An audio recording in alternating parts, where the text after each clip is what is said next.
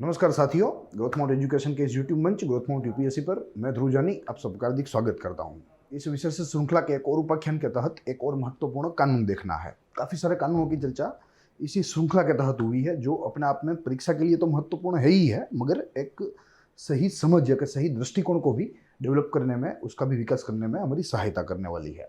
साथ ही यह पुस्तिका का ऊपर यह पूरी हमारी सीरीज आधारित है, जो आपको मालूम है। यह पुस्तिका बहुत ही अच्छी तरीके से परीक्षा संबंधी जो ज़रूरतें हैं, जो माहितियाँ हैं, उनको ध्यान में रखते हुए बनाई गई है। पूरी पुस्तिका 12 विभागों में विभाजित है, जिनमें आज हम 10वें विभाग के तहत चल रहे हैं। 10वें विभाग में जो बौद्धिक जो अधिकार है, जो बौद्धिक संपत्ति के अधिकार, जिसे इंटेलेक्चुअल प्रॉपर्टी राइट्स कहते हैं, उस संबंधी कानूनों की चर्चा हुई है, जिनमें हमने कॉपीराइट एक्ट देखा, पेटेंट एक्ट देखा, आज बारी है ट्रेडमार्क एक्ट की। और इसके पश्चात भी एक और एक्ट देखना है, जो कि ज्योग्राफिकल आइडेंटिफिकेशन के जो है संबंध में है। तो कुल मिलाकर इस भाग में 4 कानून है, 4 एक्ट है, जिनमें से 2 को ऑलरेडी देख लिया, तीसरे को आज देखना है, चौथा इसके बाद के उपाख्यान में, यानी कि उपाख्यान क्रमांक 82 में हमें वो देखने को मिलेगा। साथ ही जैसे हम देखते आए हैं, पहले कॉपीराइट देखा। कॉपीराइट लगभग जो सारे आर्टिस्ट होते हैं, जो कि कंटेंट क्रिएट का काम करते हैं, उनके लिए होता है। जो पेटेंट एक्ट है वो आमतौर पे जो कोई आविष्कार होता है, जो कोई इन्वेंटर होता है, जो किसी भी नई चीज़ का आविष्कार करता है, इनोवेशन करता है, उस संबंधी होता है। वहीं यहाँ जो ट्रेडमार्क है, यह आपके लोगो संबंधी है, यानी जो कोई कंपनी अपनी प्रोडक्ट बेच रही है, तो उसके ऊपर एक डिस्टिंक्ट उनका मार्क लगा होता है, जिसकी बदौलत हम उसे अन्य उत्पाद से जो है डिफ्रेंशिएट कर पाते हैं, या हम उसे अन्य कंपनी के सेम उत्पाद से ही डिफ्रेंशिएट कर पाते हैं। तो इसीलिए यहाँ ट्रेडमार्क जो है वो होना बहुत ही ज़रूरी है। जैसे इसके एग्जांपल्स काफ़ी सारे हैं। गूगल अगर आप देखिए तो जो कलरफुल, जो पूरा का पूरा गूगल का जो लोगो है, वो अपने आप में उसके लिए ट्रेडमार्क है।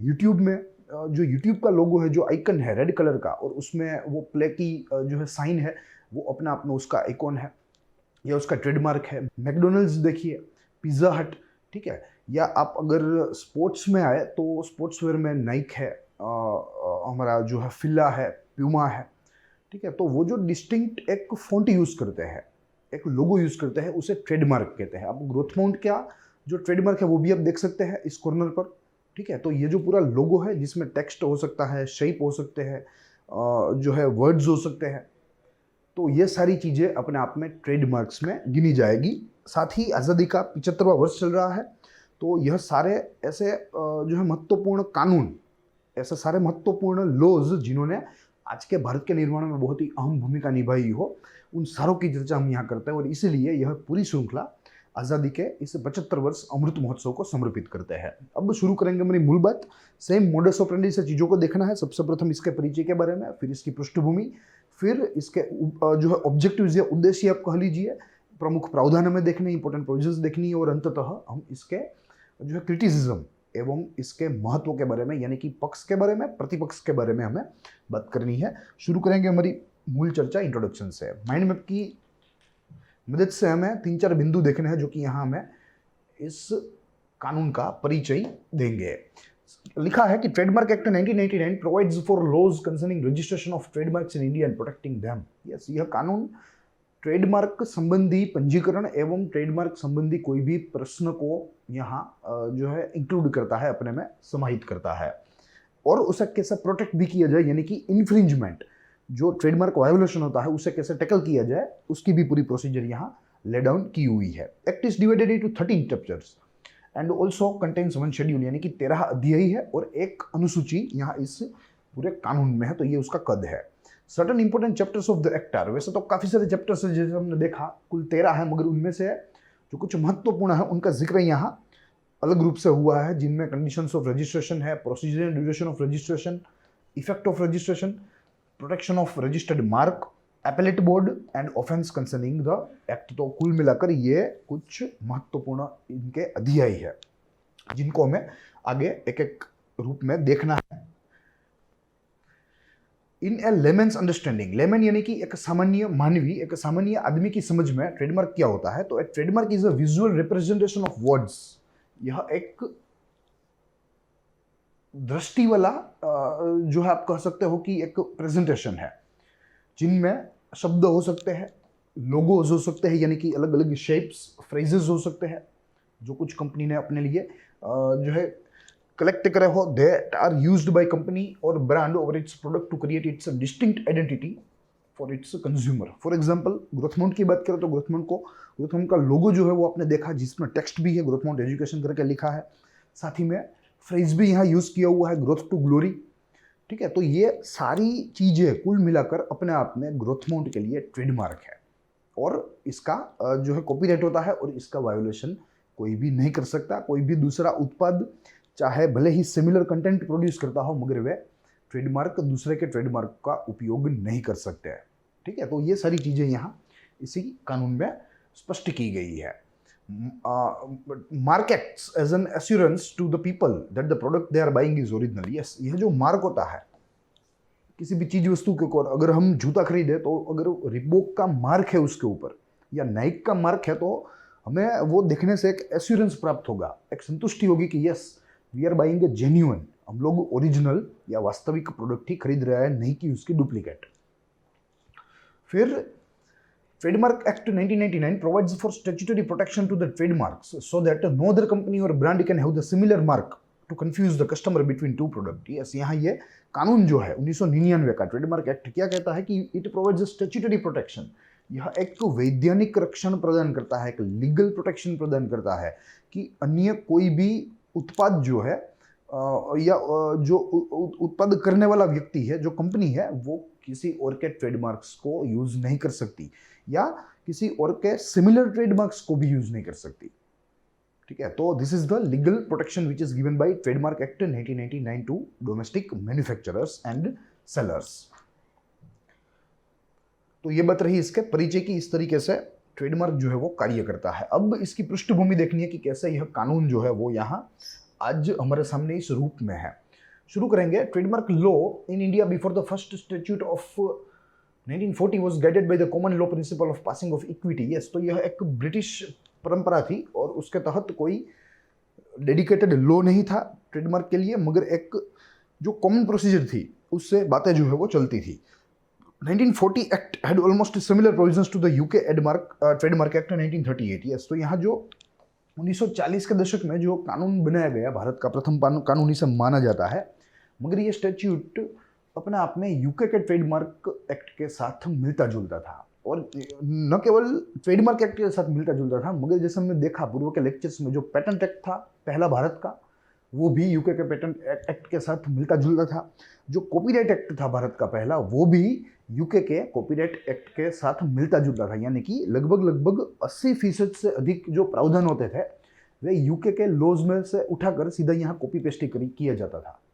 ठीक है, और बाकी के जो 20 थे उसमें ही फेरफार किए जाते थे। मगर यहाँ अब ये जो 1999 का एक्ट देख रहे हो, ये 100% भारत का है, भारत द्वारा बनाया गया है और भारत के ज़रूरतों को, भारत की ज़रूरत जिसे कहते हैं, उसको ध्यान में रखते हुए बनाया गया है। तो ये डिफरेंशिएशन है बेसिक। उसके बाद this 1940 act was repealed and a new enactment was provided in 1958 known as trade and merchandise marks act 1958 which consolidated the provisions mentioned in the different statutes like Indian Penal Code, Criminal Procedure Code and Sea Customs Act। yes, तो 1940 में पहला law आया जो कि mainly it was based on UK's trademark law. फिर 1958 में एक और कानून बना जिसने क्या किया कि यह तीनों कानूनों में जो जो प्रावधान थे यहाँ ट्रेडमार्क संबंधी, ट्रेडमार्क वायोलेशन संबंधी, वो सारा उसने अपने में सम्मिलित कर लिया और उसका नाम था ट्रेड एंड मर्केंडाइज एक्ट 1958। ठीक है, फिर हुआ यूं कि but when trade and industry flourished in India after 1991 reforms and need for simpler and more harmonised trademark law was felt. फिर चीजें चलती रही 1958 से 1991 तक, क्योंकि we were closed economy, privatisation नहीं था, ग्लोबलाइजेशन नहीं था, मगर अब यहाँ रिफॉर्म्स जो है वो प्रस्तावित किए गए थे जैसे हमें मालूम है, और इन रिफॉर्म्स की वजह से हमारी जो इकोनॉमी है उसका कद जो है वो बढ़ गया।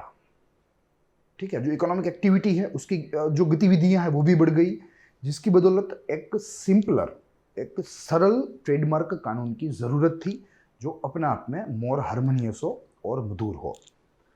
और इस तरीके से आज के इस कानून की जरूरत जो है वो धीरे धीरे उत्पन्न हुई। Thus the bill was enacted to repeal the 1958 legislation, और इसीलिए यह जरूरत उत्पन्न हुई 1991 के पश्चात। तो इसीलिए इसी जरूरत को परिपूर्ण करने के लिए एक नया बिल लाया गया जिसने 1958 के लॉ को रद्द करने की या उसका स्थान लेने की बात की, which was finally passed as the trademark act 1989, जो अंततः ट्रेडमार्क कानून 1999 के रूप में संसद में पारित किया गया और आज पूरे भारत भर में ये लागू भी है। तो कुछ इस तरीके से right from colonial statute of 1940 to current statute which is of 1999, यह पूरी सफर थी ट्रेडमार्क कानून की। अब हमें इसके कुछ उद्देश्य देखने हैं। एक ही स्टेटमेंट में इसका उद्देश्य है, हालांकि इसमें उद्देश्य दो छिपे हैं, मगर जो वाक्य है वो एक ही है, जो कहता है कि the act has two fold objective.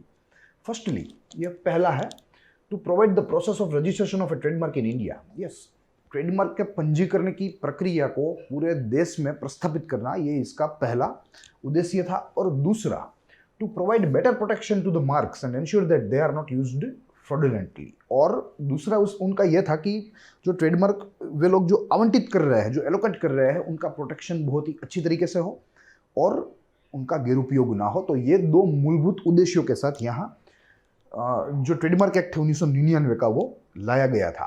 अब इसका कुछ हमें प्रावधान देखने हैं। जैसे हमें मालूम है कि जो प्रावधान होते हैं उनमें पूरे लॉ में जो शुरुआती जो फेज होता है, स्टार्टिंग फेज, उनमें डेफिनेशंस की बात की जाती है, फिर बाद में प्रोसीजरल आता है, फिर बाद में लीगल इश्यूज की बात की जाती है। तो इस तरीके से यहाँ भी ऐसा ही हमें डेवलपमेंट देखने को मिलेगा पूरे लॉ में।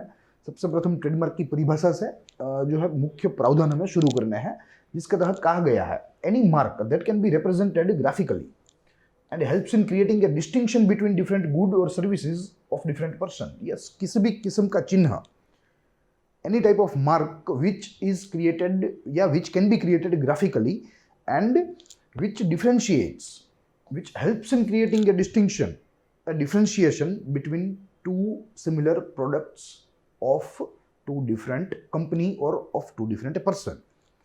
A mark may include shapes of good, packaging or a combination of colors. Yes, mark में ये सारी चीजें हो सकती है, या तो जो चीजें आप बेच रहे हो उसका ही जो है एक रेप्लिका आप वहाँ डाल सकते हो।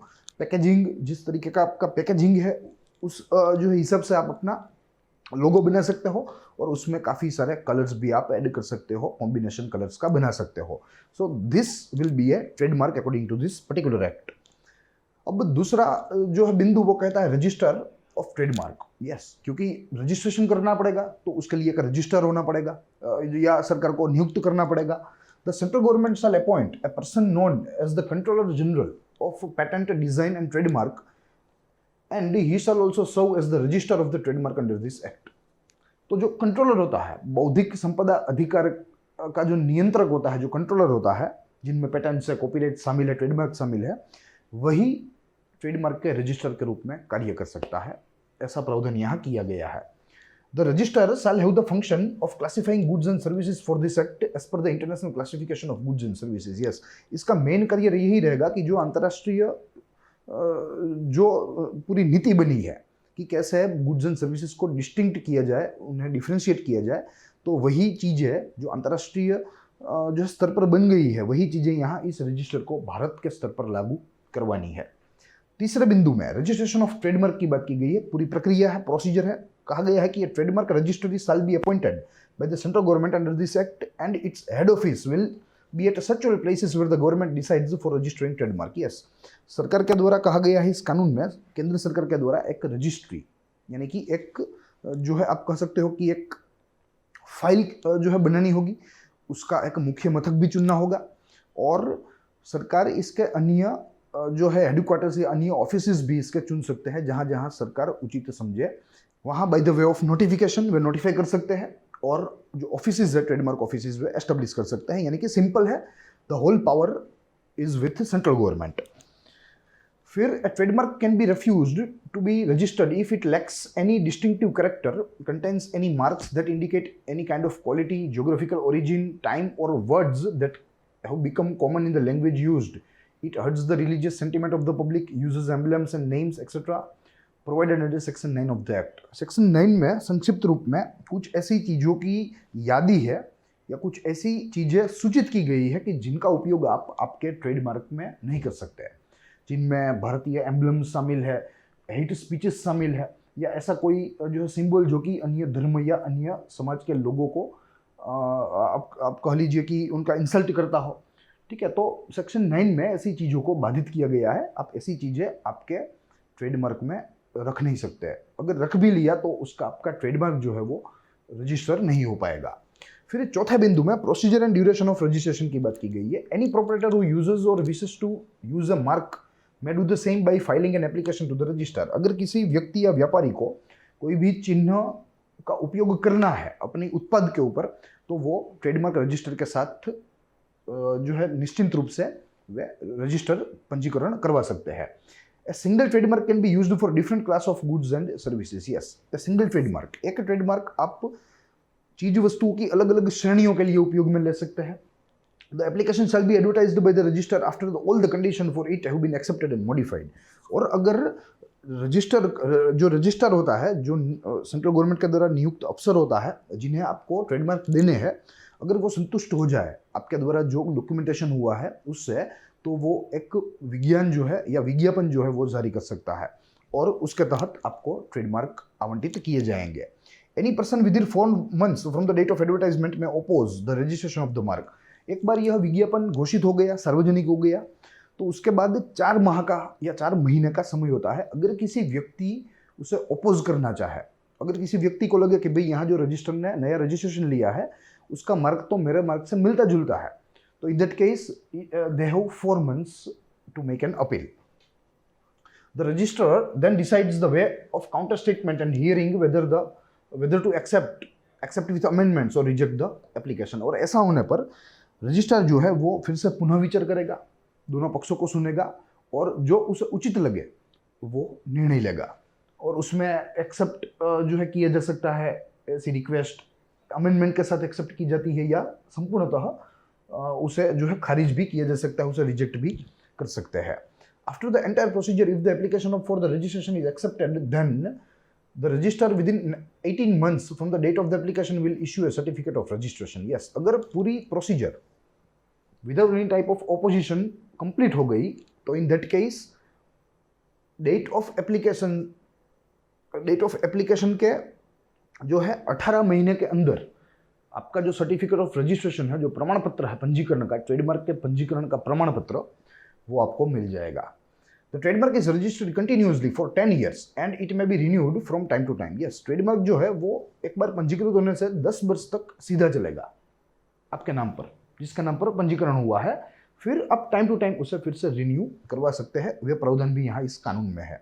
If the proprietor fails to submit the renewal fee for the trademark then it shall be removed from the register of trademark. और अगर समझ लीजिए कि आपको एक जो है किसी भी लोगों के लिए या किसी भी इसी डिज़ाइन के लिए ट्रेडमार्क आपका कंप्लीट हो गया, आपको मिल भी गया, और 10 वर्ष होने के बाद अगर आपने ट्रेडमार्क फी नहीं दे पाया या असफल रहे देने में, बहुत ही टोकन मामूली जो है रकम होती है, मगर किसी भी कारणवश अगर आप असक्षम रहे, विफल रहे, तो इन दैट केस आपका ट्रेडमार्क जो है वो रजिस्ट्री से निकाल दिया जाएगा और फिर से पब्लिक हो जाएगा। तो anyone can now apply by taking that particular symbol. ठीक है, फिर से उनका जो है नए नाम से नए अलग व्यक्ति का ट्रेडमार्क जो है उसी सिंबल के ऊपर वो इश्यू हो जाएगा। So this is the case. अब 5वें बिंदु पे इफेक्ट ऑफ रजिस्ट्रेशन की बात की गई है कि भाई पंजीकरण का क्या असर है, क्या इतना करवाना जरूरी है। The registration of the trademark gives an exclusive right to the proprietor to use it in relation to this goods and service.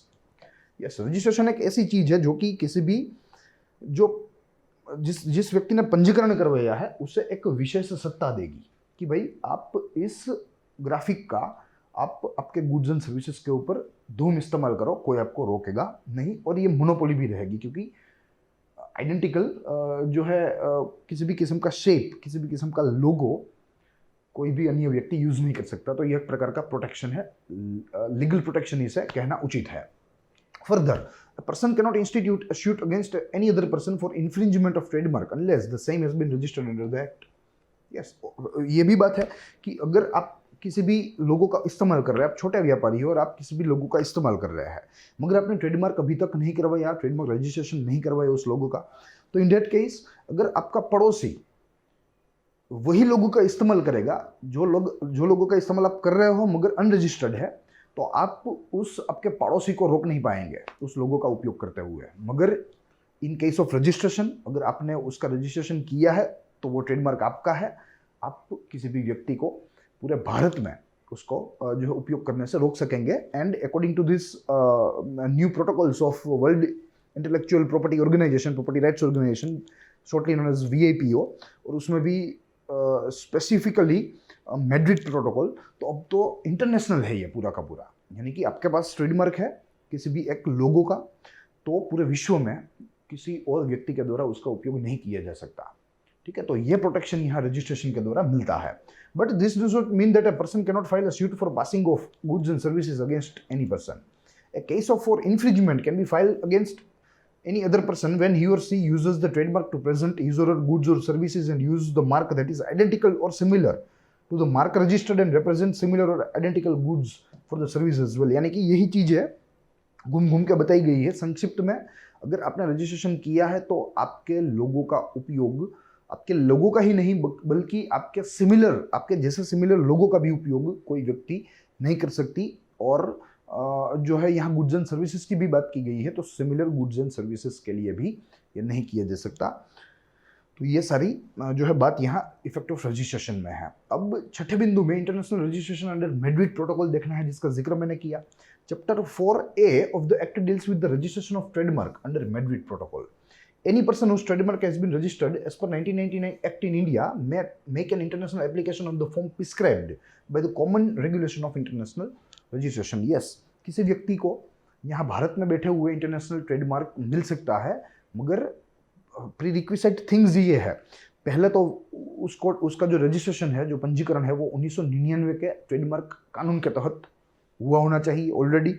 और दूसरा, जो प्रोसीजर एस्टेब्लिश हुई है इंटरनेशनल रिक्वेस्ट करने के लिए ट्रेडमार्क की, वो जो है अंडरगो करके कोई भी व्यक्ति यहाँ इंटरनेशनल ट्रेडमार्क के लिए भी रिक्वेस्ट कर सकता है। Then the registrar will ensure that the particular mentioned in the form match with the application made for the registration within India।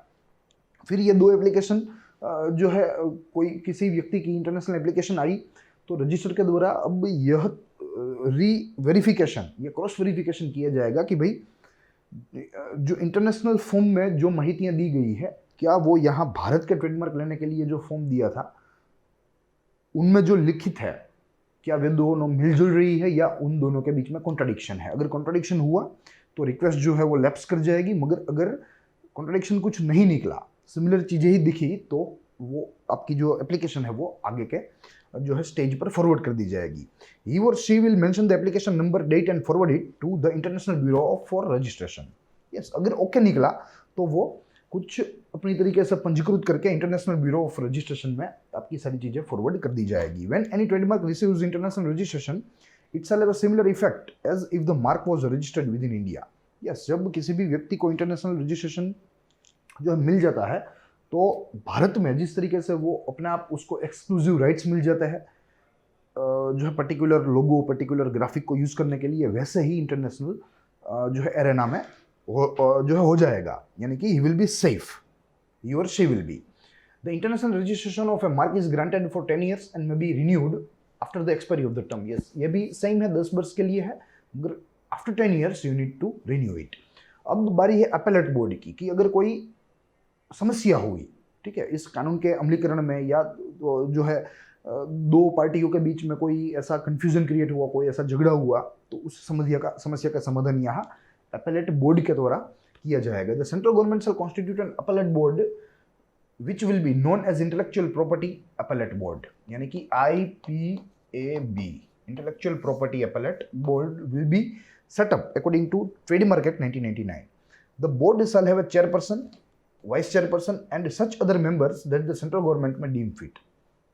A bench shall have one judicial member and one technical member and may sit at places which the central government notifies। Yes, तो यहाँ ये जो bench बनेगी, ये bench में एक जो है न्यायिक व्यक्ति होंगे, एक टेक्निकल व्यक्ति होंगे, और अन्य सेंट्रल गवर्नमेंट जैसे तय करेगी इतने व्यक्ति होंगे। और ये भी सेंट्रल गवर्नमेंट के द्वारा ही तय किया जाएगा कि वो खंडपीठ जो है, जो बेंच है, वो बैठेगी कहाँ। तो it will be also notified by central government on time to time basis. All the members of the board shall hold office for 5 years or until the chairperson and vice chairperson attain the age of 65 year and member attain the age of 66 years. Yes, तो ये एक छोटा सा differentiation है और ये कुछ service conditions है जिसके तहत जो चेयरमैन और वाइस चेयरमैन है उनके लिए 65 की एज तय की गई है, 65 और 5 years which ever is earlier, और जो अन्य मेंबर्स हैं उनके लिए 66 ईयर यानी कि एक वर्ष ज्यादा है। अब बारी है यहाँ अमेंडमेंट्स की, यानी कि इस कानून में किए गए आप कह सकते हो कि संशोधन, जिनमें मुख्यतः 2 संशोधन हमें यहाँ देखने को मिलते हैं जो हम यहाँ माइंड मैप की मदद से देखेंगे rather than going in description. सबसे प्रथम, act was amended in year 2010 to include the provisions of international registration of trademark wherein the entire chapter 4A was included in the act. Yes, क्योंकि chapter का नाम 4A है और मैंने काफ़ी बार यहाँ जिक्र किया है इस मंच पर कि ऐसे जो कानून होते हैं या संविधान होता है, अगर उसमें आपको धारा के बाजू में अल्फ़ाबेट्स दिखे ABC व्हाटएवर, तो आपको समझना है कि यह बाद में वो मूल दस्तावेज में ये मौजूद नहीं होंगे, मगर बाद में संशोधन से इनको उसमें जोड़ा गया है। तो यहाँ चैप्टर 4 मूल कानून में होगा, मगर चैप्टर 4A मूल कानून में नहीं है, ये बाद में उसमें जो है जोड़ा गया है। तो यहाँ 2010 के इस पर्टिकुलर संशोधन से इंटरनेशनल ट्रेडमार्क के प्रावधानों को या उसकी पूरी प्रोसीजर को इंक्लूड करने के लिए यह संशोधन लाया गया था। And the act also boat in consonance with the Madrid Protocol which was adopted in 1989 by World Intellectual Property Organization. Yes, और एक सुधार ये भी हुआ कि इस कानून को वर्ल्ड इंटेलेक्चुअल प्रॉपर्टी ऑर्गेनाइजेशन विपो के द्वारा जो मैड्रिड प्रोटोकॉल के तहत जो रिसोल्यूशन तैयार किया गया है उसके साथ जो है रिलाइन करने के लिए, उसके साथ इसे जोड़ने के लिए यहाँ इस कानून में फेरफार किए गए थे। तो मुख्यतः ये 2 अमेंडमेंट्स हमें इस कानून में देखने को मिलते हैं जब से यह कानून लागू हुआ है। तो यहाँ तक यह पूरा सफ़र था अमेंडमेंट तक। अब हमें यहाँ से यह आखिरी पड़ाव है हमारे इस आज के उपाख्यान का, जिसमें मैं इसकी आलोचना एवं इसके महत्व के बारे में समझना है। शुरू करेंगे आलोचना से। 2 बिंदु है।